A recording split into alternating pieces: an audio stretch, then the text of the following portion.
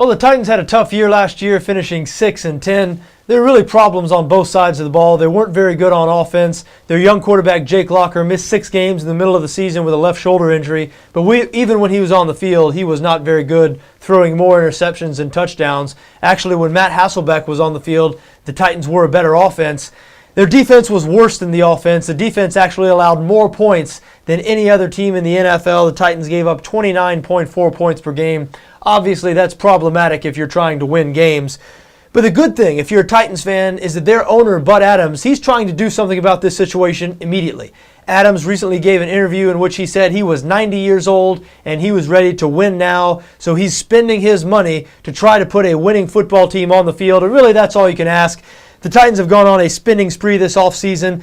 They gave Sean Green, former New York Jets running back, $10 million over 3 years. A lot of people were surprised at how much that contract was for, especially since the Titans already have a number 1 running back in place, Chris Johnson. Johnson rushed for over 1,200 yards last year and rebounded from a slow start. Still a long way from his 2,000-yard season a few years ago, and he will now have to share some time with Sean Green in the backfield. They also signed guard Andy Levitre from Buffalo. They made him the 3rd highest-paid guard in the NFL. Sammy Lee Hill, the defensive tackle from the Detroit Lions.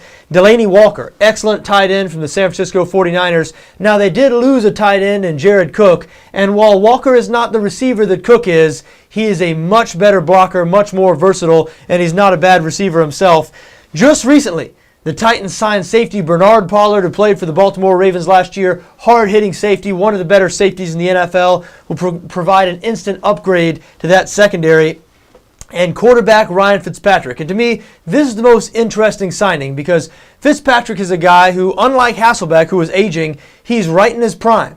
And even though he hasn't had a great last couple of seasons with Buffalo, he's been a starting quarterback for the last couple of years. I actually think Ryan Fitzpatrick is a little bit better than people are giving him credit for.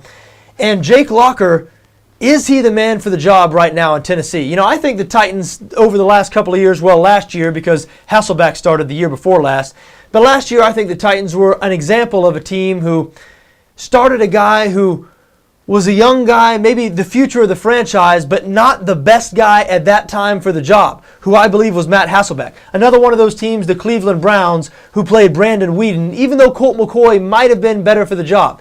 Now, there's no doubt Hasselbeck or Colt McCoy, they're not the future of either one of those teams. And maybe Jake Locker or Brandon Weeden, maybe those guys are the future. And I understand this is the MO of a lot of teams around the NFL nowadays.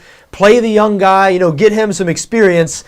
Just not sure that's the best tactic if you want to win football games right now, which the Titans apparently do. So we'll see. We know Jake Locker is going to start off this next season as a starter, but if he struggles a little bit, we'll see if Mike Munchak is quick with that hook and puts Ryan Fitzpatrick in there, because we know Ryan Fitzpatrick, if you surround him with enough weapons and running back tandem of Chris Johnson and Sean Green, we know they have some wide receivers. Kenny Britt, a big-time wide receiver, certainly. Fitzpatrick might provide you with more than Jake Locker does at this point in their careers. And if so, I wouldn't be surprised if we see Fitzpatrick play early. I don't necessarily think it's going to be a situation where they're just going to hand the keys to Locker and tell him no matter what, it's his team.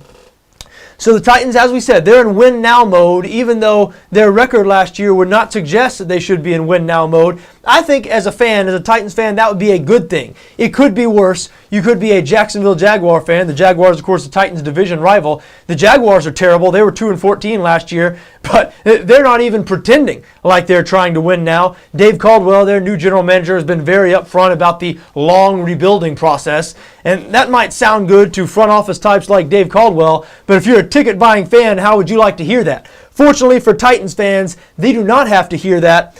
Even though nobody's going to be predicting that they're going to be a contender next year, they've got a puncher's chance. A lot of new faces, an owner who wants to win now. We'll see if the Tennessee Titans can make some strides in 2013.